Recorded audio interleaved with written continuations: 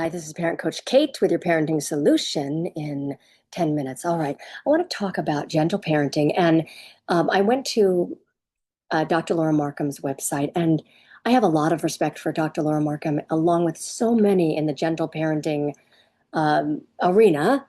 And if you have a pretty well-behaved kid, this stuff works. I mean, it does.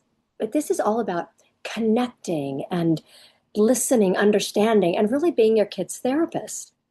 And I know parents are exhausted. I was exhausted doing this, and it wasn't effective for me. And it's not effective for my clients because if it worked, I would not have a job. So I would like to just go over the things that she suggests that you do. And this again is, um, if it's working for you, keep doing it. All right. But I want to go over these because I think it's a great opportunity and to just flesh this out a little bit. All right. So let's go to what you do if your 7-year-old keeps interrupting you while you're working at home. So he can't seem to play by himself. This is what's on her site. You start to snap at him. So now here's inferred that you're now already snapping because he can't play by himself. It's always that sort of either or. You're either connecting or you're angry. There is an in-between space. Then realize that your reaction is a signal to take a deep breath and second look. You realize he's feeling disconnected and he needs some refueling from you. You tell your colleague you'll call back in an hour. You hang up and say to your child, "You've been trying to get my attention all afternoon. I'm closing my computer and turning off my cell phone, and you have my undivided attention for 20 minutes. We'll set a timer. What should we do?" All right, if you have all the time in the world, but even then, let's say you do have all the time in the world, and let's say that it's your colleague that they're on the golf course, and it really doesn't matter. It's not your boss. It's not urgent. But even with all that, this tells your child, whenever you interrupt me, I'm going to stop what I am doing and I'm going to give you the floor. You're going to run the show. That's not good for the child. So when I coach parents, I want you to have that connection, of course, and be kind. But your child cannot interrupt your calls. It's not an emergency. I know parents say, what if it's an emergency? Well, you're the parent. Of course you know when it's an emergency. Talking about your garden variety interruptions. I say you do not get off the phone. You do not say you have my undivided attention because you've just taught your child that any time you need me, I'm going to stop what I'm doing and give you the floor. Does that really make sense to you? And now he's going to interrupt you all the time. How does this prevent a child or teach them it's not respectful to interrupt you? Or any adult for that matter. And it's actually saying, you know what? When you go out to the world, all the world should respond to you like that. And there's your entitlement. All right, let's go to the next one. Your 8-year-old is walloping his little brother every chance he gets. And you set clear limits. No, it hurts. Hitting hurts. But instead of punishing him, you realize that he's seeing his brother as his rival. He needs to feel more connection with you, Mom. Finally, once he's feeling better, you ask him to find a way to repair things with his brother. This repair can't happen until he's worked through his upset. This is exhausting for parents. Really? Your 8-year-old's supposed to work through all his upset? So you turn to the child and say, you seem out of sorts lately. I miss our special times together. Since our family has gotten so busy with everyone's schedules, let's have 20 minutes of special time for just you and me every single evening after the little ones are in bed. All right. Don't you need your time back, Mom, too? Take care of yourself. But this doesn't teach him not to wallop his little brother. There's nothing in there that teaches him, don't hit your little brother. Just, we'll connect more, and I'm going to hope that behavior stops. There does need to be some authoritativeness here.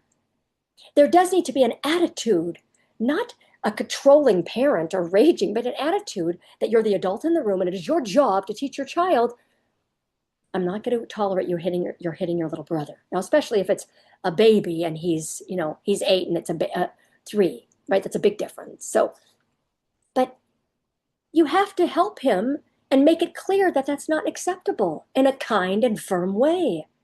But again, this just says, hit your little brother. I'm going to give you time after. You're going to connect with me more. We'll have ice cream and go. What does your common sense tell you? is this that is this effective? It feels good. I know it does. And again, if you have a well-behaved kid, okay. Then here's another one. Your 9-year-old is driving you crazy, begging for permission to do something. You feel like snapping at her. Okay. Maybe you don't feel like snapping. Maybe you're just going, okay, what do I do? But that's your signal to stop and drop whatever you're doing and breathe. Upon reflection, you realize it's that your irritation is because she just keeps pushing your limits. Well, yeah. You consider that maybe all this pushing comes from her need to feel more independent.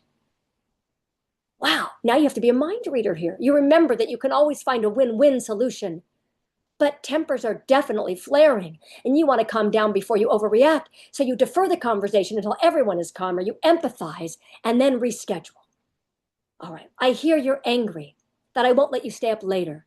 I want to focus on our discussion and I can't while I'm trying to get everyone in bed at night. Let's make a date to talk about this after school tomorrow. Now you have to make a time to talk about, do you have the time after school tomorrow? But this is so, these words, what we're saying to our children, we are exhausting them with all of this.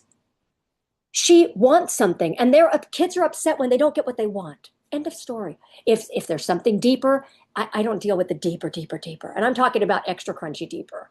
All right. Not your garden variety. Kid they're well behaved when you say, hey, we're going to Legoland. Oh, cool. Can you pick up your wet towels off Yes, I did. But then they're ill behaved because they don't understand. My 8-year-old, there's something deeper going on, and I have to. Well, interesting. When you're taking them into Legoland, it's something they want. There's nothing deeper, right? Okay. Your 10-year-old screams, "You never understand. I hate you." Now, let me say, what would I do there? I would just say, first of all, she's driving you crazy. I would set a boundary, my dear. The conversation's over. All right.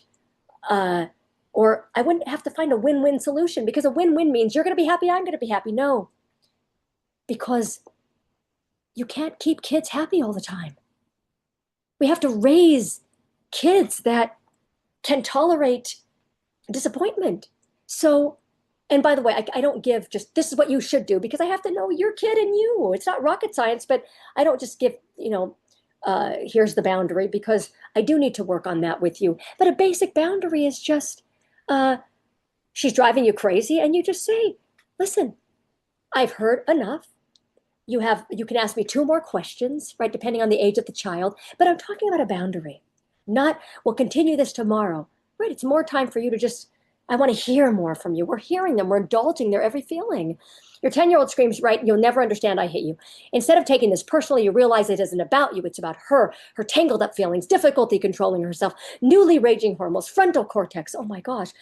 That's starting to rewire, immature ability to understand and express your emotions. You take a deep breath, mom. Remind yourself your child does in fact love you. What, do you feel like she doesn't love you? But you can't get in touch with it at the moment. And you say to her, I see how upset you are. I know you're not usually hurtful and we don't treat each other this way in this house, but you must be really miserable to act like this. I'm sorry that I'm not understanding. I love you. I'm sorry you're hurting. I'm here with the hug when you're ready. I'm here to listen. I want to understand what's upsetting you. Here's what I would do. 10-year-old screams, you never understand. I hate you, right? They say that because you told them, no, you cannot have the iPad or whatever you said. That's why they said that to you. So the only response that's helpful for them and not exhausting is, you know what? I would hate me too if I were your age. You never understand. I hate you. I would hate me too if I were your age. Because you would, Mom. You would. You hated your parents too when they denied you. But to go on this thing about you love me and I love you, and this is not good for our children. And if the child keeps screaming, the conversation's over. And then there's other things to do, but this is just boundaries. And that's what I coach. I know this feels good, but you want to have a great relationship with your kids, which I know you do. They have to respect you. You don't have a great relationship with people you don't respect, do you? So we're working on relationship. And leadership is what is missing here. You can be relaxed and loving and kind and say all of these things. I hear you. I know. I would feel the same way. Yeah. And also, mom or dad, you have to be able not to tolerate that behavior. I'm giving a free parenting class August 20th. How to get your kids to listen to you the first time. It's free. It's 30 minutes. Sign up. You have nothing to lose except for maybe tantrums and everything to gain, like a great relationship and respect. That's my time. I want to thank you so much for giving me yours. Coach at parentingsolutionscoach.com.